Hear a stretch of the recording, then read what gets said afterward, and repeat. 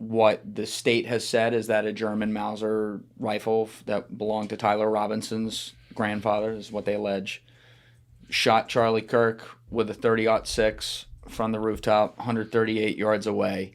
And according to what they say, the bullet did not exit. It hit him here where the carotid, jugular, and what's the other one?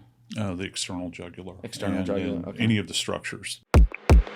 And so I thought, after people had been requesting you to come on, of course I was going to bring you on, and then I had done the episode with you, and my thought was I'd probably have Baron on like 2 months later. I ended up doing that way faster because I think it'd be way more effective with the two of you in here. Baron, you're obviously like a lifelong litigator. Joseph, you're a lifelong forensics expert. Those are two different pieces of this case. Baron, you've covered a lot of the context around the case, building up to it, motives, stuff like that. That's less your lane, Joseph. You're more looking at the investigation, what could have been right, what could have been wrong.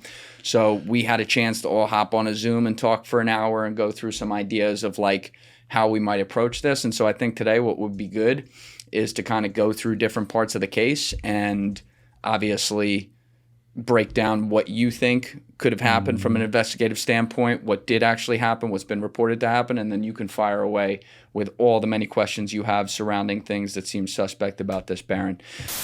Hey guys, 3 quick things. Number 1, if you haven't subscribed, please subscribe. It's a huge, huge help. Number 2, if you'd like to join my Patreon for early uncensored releases of the full episodes, you can join via the link in my description or in the pinned comment below. And number 3, if you'd like to join my clipping community for a chance to make content from the show and make money, you can join via the Discord link in my description below.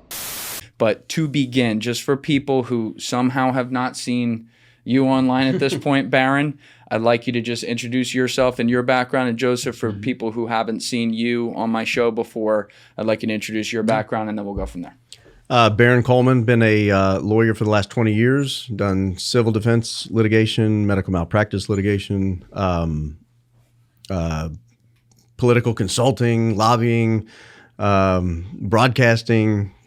I don't know, man. I feel like I've done everything. Got a podcast right now. On YouTube, just if you Google Baron Coleman, it'll be the first thing that comes up. You forgot the tax collecting part. Oh, I did do 7.5 weeks with the Alabama Department of Revenue. That's right. I'm on to this guy. I probably processed your tag at one point, Joseph. Yeah. Oh, Lord. It's all right. I worked at a bank before this, so people will run with it. Joseph? Yeah, sure. Let's see. 21 years now in academia. Currently at Jacksonville State University. I'm a distinguished scholar of applied forensics there.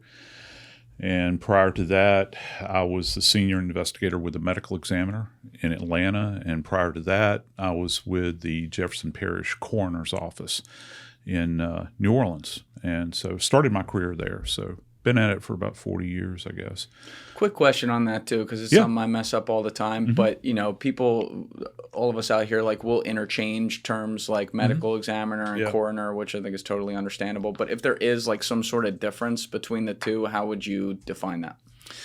Yeah, so typically coroners are elected, all right? And even in Louisiana where I started my career, the coroners there are elected, but by state law, you have to be an MD in order to run for coroner, whereas in other places, there are other states where you can have as little education as a GED to run for the office. It's one of the oldest offices that falls under the umbrella of British common law. It's actually mentioned in the Magna Carta. It's like one of 4 words that you can actually sheriff, bailiff, coroner, and there's one other I can't remember, but you can actually see it in like the 27th paragraph. Medical examiners, though, are physicians, and typically they're board-certified forensic pathologists.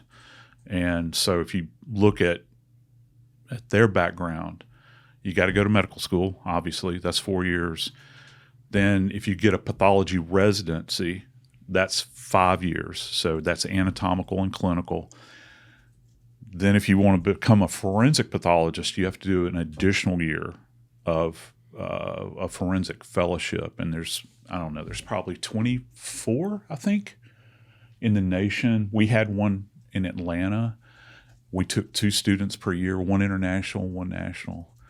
and it's rigorous training. It's like one of the few jobs you can get in medicine where the more education and training you get, the less money you make. Because at the end of the day, if you're a forensic pathologist, unless you become a private consultant, you're going to be a bureaucrat.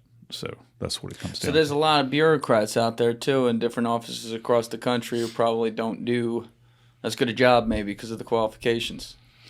Yeah. That would be. I think that would be a reasonable statement. And there's not a lot of them. There's just not a lot of forensic pathologists that are out there. Not many. You can beat around the country, and they're not going to go to like the small rural areas of the country because there's not enough cases. Right. So the state I live in, like, the bodies literally from where I am, they have to be transported 2.5 hours to get to a forensic pathologist for those autopsies to be conducted. Jesus. Yeah. So there's probably more neurosurgeons out there, I'm sure there are, than forensic pathologists. Yeah. Got it. Yeah. All right, well, let's start right at the beginning of the case, obviously, where Charlie is assassinated and he gets hit with something, which is up for a lot of debate. So, Baron, you and I had a chance to go into some of this yesterday in what will be the previous episode. But what the state has said is that a German Mauser rifle that belonged to Tyler Robinson's grandfather, is what they allege, shot Charlie Kirk with a .30-06 from the rooftop, 138 yards away. And according to what they say, the bullet did not exit. It hit him here where the carotid, jugular, and what's the other one? The external jugular. Okay. Any of the structures, bony structures. So it hit him there. Obviously, we also lost a lot of blood. But what were your biggest issues with that part as far as what we've heard from the state at this point where you have a lot of open questions? Well, I think, it wasn't initially a question of mine until the YouTubers who are the sniper experts and the Green Berets and all the gun experts, they're getting out there and they're like, well, let's recreate the shot. And they get ballistics gel and they get dummies and they get cows and pigs and ham hocks and legs and thighs and thigh bones and femurs. And they keep taking this shot over and over and over. And I watched hundreds or thousands of rounds go through this. And nobody can replicate the shot. Nobody can get it to stop at all inside of anything. They'll put, 16, 18, 20 inches of muscle and tissue and fat and bone and steel plates and concrete cinder blocks. And I mean, they just stack stuff up and they cannot get the shot to stop inside of it. And so you look and as I'm watching it, I'm thinking, man, maybe he wasn't shot with a .30-06. Maybe it was another gun from another location. Maybe it was, Chris Martinson had come along at this point. We talked about this yesterday. Mm-hmm. Martinson saying maybe it was a lower caliber round from a different angle. Because if you look at where it entered the neck, it was kind of the left side of the neck, well left of the Adam's apple, and it was at a 9-degree angle. And if you trace that 9-degree, and Martinson did a good job. He put up a slice of a neck and he showed an arrow going right through it, and it's nowhere near the vertebra. It's well to the left of it. And so you just put it all together and you start looking at it and you say, this is if it was rare. That's one thing. If 1 out of 1,000 shots that these guys were trying to replicate could have stopped inside of something, or 100, or 10 of them, or some number greater than 0, you start to look at it and say, hey, maybe this was just a really rare occurrence.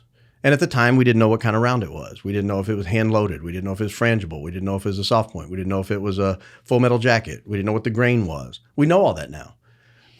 They showed us the box of rounds that it came out of, or they told us the box of rounds that it came out of. We got to see the spent casing that it came out of. And so now we know a little more about it. And I think it's even less likely that, you could come up with a scenario intellectually and you could say, yeah, but bullets do weird things and they dump a lot of energy and that energy disperses inside a living human. You can go through that scenario, but if you can't ever replicate it, you can never redo it. I mean, science is replication. If you can't replicate something, it's not science. It's a guess. It's a hypothesis. The science is being able to say, here, let's reproduce it. And it's irreproducible as far as I'm concerned. It can't be reproduced. And so if there's some theoretical basis upon which you could mathematically explain that it might be able to happen, I'm willing to accept it. And I told you yesterday, I'm open to the fact that Tyler Robinson shot him with a .30-06. I just find it increasingly more unlikely with every additional piece of evidence that comes out.